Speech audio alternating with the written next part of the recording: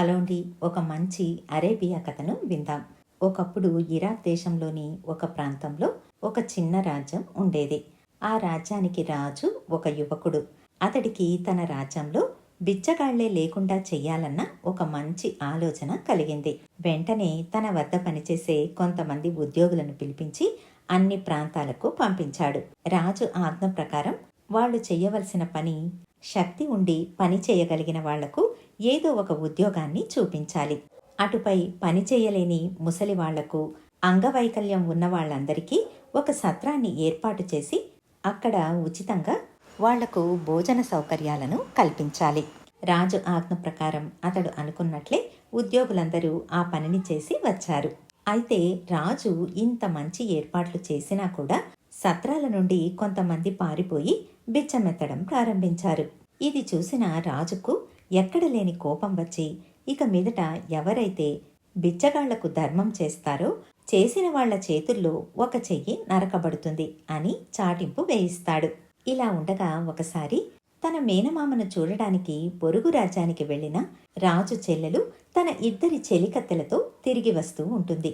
అప్పటికే సమయం మధ్యాహ్నం కావటంతో దారిలో కనిపించిన ఒక అందమైన తోటలో కాసేపు విశ్రాంతి తీసుకుందామని కూర్చుంటారు.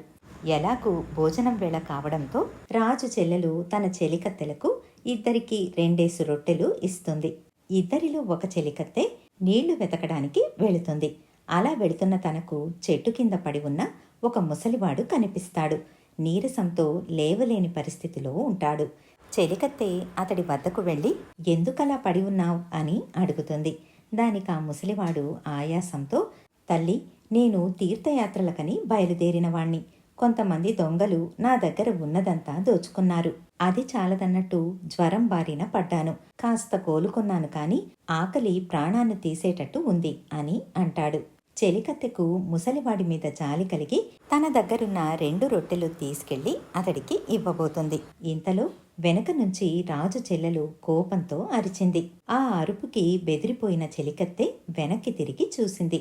రాజు చెల్లెలు గబగబమంటూ పరిగెత్తుకుని వచ్చి, నీకు ఎంత పొగరు! ఎవరికీ బిచ్చం వేయకూడదన్న రాజు ఆజ్ఞ గురించి నీకు తెలియదా అని కసురుకుంటుంది. దానికి చెలికత్తె, రాకుమారి, నాకు రాజు ఆజ్ఞ తెలుసు. రాజ్యంలో బిచ్చగాళ్లను లేకుండా చేయడం మంచిదే.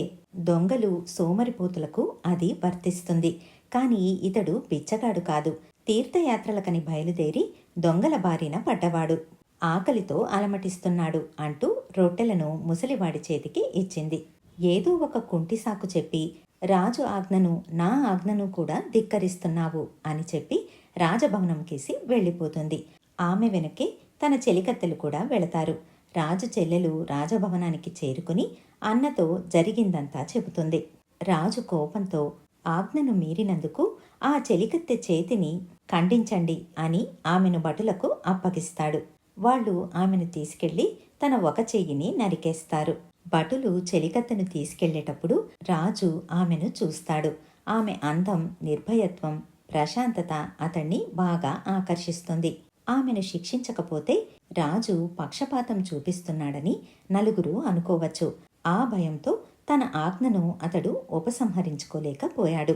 అయితే ఆ రాత్రంతా రాజుకు నిద్ర పట్టలేదు. మరుసటి రోజు రాజు తన దగ్గర పనిచేసే కొంతమంది నమ్మకస్తులను పిలిపించి ఆమె గురించి తెలుసుకురమ్మని పంపిస్తాడు. వాళ్ళు ఆమె అందచందాల గురించే కాకుండా ఆమె ఎంతో దయాగుణం కలదని, చాలా మంచిదని అతడికి చెబుతారు.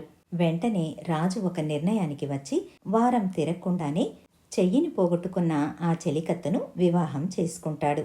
అయితే ఈ వివాహం రాజు చెల్లెలి కోపానికి, అసూయకు కారణమవుతుంది.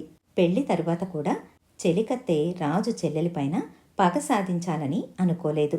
కొన్ని రోజులకు గర్భవతి అయిన రాణికు ఒక పిల్లవాడు పుడతాడు. దాంతో రాజు చెల్లెలి ద్వేషం మరింత పెరిగింది. ఒకసారి రాజు రాజకార్యాల మీద కొన్ని నెలల పాటు వేరే నగరానికి వెళ్లవలసి వస్తుంది. ఈ సమయం కోసమే ఎదురు చూస్తున్న రాజు చెల్లెలు కొంతమంది దుష్ట స్వభావం కల చెలికత్తెలతో కలిసి రాణి మంత్రగత్తె అని పుకార్లను లేవదీస్తుంది. రాణి మంత్రగత్తె కాకపోతే మొండి చేతి దానిని రాజు ఎలా వివాహం చేసుకుంటాడు అని ఈ చెలికత్తెలు వెళ్లి 10 మందిలో చెప్పసాగారు. ఈ మాటలు రాజు తల్లి కూడా నమ్మింది. మంత్రగత్తెలంటే ఆమెకు చెప్పలేని భయం. దానికి తోడు ఎన్నో రోజులుగా చెయ్యలేని పిల్ల తనకు కోడలు కావడం అవమానకరంగా భావిస్తోంది. ఎలాగూ కొడుకు లేడు కాబట్టి ఇదే సరైన సమయం అని భవనాన్ని కాపలా కాసే కొంతమందిని పిలిపించి కోడలిని ఎడారిలో వదిలిపెట్టి రమ్మని ఆజ్ఞాపిస్తుంది. కాపలా వాళ్ళు రాణిని, ఆమె కొడుకును తీసుకెళ్లి ఎడారిలో వదిలేస్తారు. ఏం చెయ్యాలో తెలియక తన కొడుకుని ఎత్తుకుని ఎడారిలో కాసేపు ప్రయాణించింది. సమయం మధ్యాహ్నం కావస్తోంది. రాణికి దాహం ఎక్కువవుతోంది. తిరిగి తిరిగి చివరకు ఒక చిన్న నది కనిపించింది. నీళ్లు తాగుదామని నది దగ్గరకు వెళ్లి ఒకవైపు కొడుకుని ఎత్తుకుని ఉండటం వల్ల, తనకు రెండో చెయ్యి లేకపోవడం వల్ల నోటితోనే నీళ్లు తాగేందుకు ప్రయత్నించింది. రాణి నదిలో నీళ్లు తాగేందుకు వంగగానే ఆమె కొడుకు పట్టు తప్పి జారి నదిలో పడిపోయాడు. వెంటనే ప్రవాహ వేగానికి కొట్టుకుని పోయాడు. అది చూసి రాణికి దుఃఖం ఆగలేదు. దుఃఖిస్తూ నది ఒడ్డునే కూర్చుని ఉండిపోయింది. అలా ఎంతసేపు కూర్చుందో తనకే తెలియదు. చంద్రోదయం అయి చీకటి పడింది. రాణి దుఃఖంతో నీరసపడి మగత నిద్రలోనికి జారుకుంది. ఇంతలో ఎవరో మృదువుగా, రాణి, నీకు పోయిన కొడుకు కావాలా అని అడుగుతారు. తప్పకుండా కావాలి అంటూ కళ్ళు తెరిచి రెండు చేతులను చాచుతుంది. వెన్నెల వెలుగులో మసక మసకగా ఉన్నట్టు ఒక చిన్న ఆకారం రాణికి కొడుకును అందించింది. ఇంతలోనే ఇంకొక మృదువైన కంఠం, రాణి, నీవు పోగొట్టుకున్న చెయ్యి తిరిగి నీకు రావాలని ఉందా అని అడుగుతుంది. అవును, నాకు రెండవ చెయ్యి కూడా ఉంటే ఎంతో బాగుంటుంది అని అంటుంది రాణి. వెంటనే రాణి మొండి చెయ్యి కాస్త మామూలు చెయ్యిగా మారిపోతుంది. ఆనందంతో రెండు చేతులతో నమస్కరిస్తున్న రాణిని ఆ రెండు ఆకారాలు దీవించి, నువ్వు ఇక్కడే ఉండు, రాజు నగరానికి తిరిగి వెళుతూ ఈ దారిని వస్తాడు, నిన్ను చూసి సంతోషిస్తాడు అని చెబుతాయి. ఒకవైపు ఆనందం, ఇంకొక వైపు ఆశ్చర్యంతో ఉన్న రాణి, నాకు ఇంత మేలు చేసిన మీరిద్దరు ఎవరు అని అడుగుతుంది. దానికి వాళ్ళిద్దరూ, నీ త్యాగం ఫలితంగానే నీకు ఇంత మేలు జరిగింది. ఆ రోజు తీర్థయాత్రలకని బయలుదేరి ఆకలితో మరణ దశలో చేరుకున్న ఆ వ్యక్తికి 2 రొట్టెలను ఇచ్చి అతడి ప్రాణాలను కాపాడావు. ఆ 2 రొట్టెలము మేమే అని చెప్పి ఆ ఆకారాలు 2 చంద్రకాంతిలో కలిసిపోయాయి. ఇదండి కథ. మళ్ళీ మరొక మంచి కథతో మీ ముందుంటాను. ధన్యవాదాలు.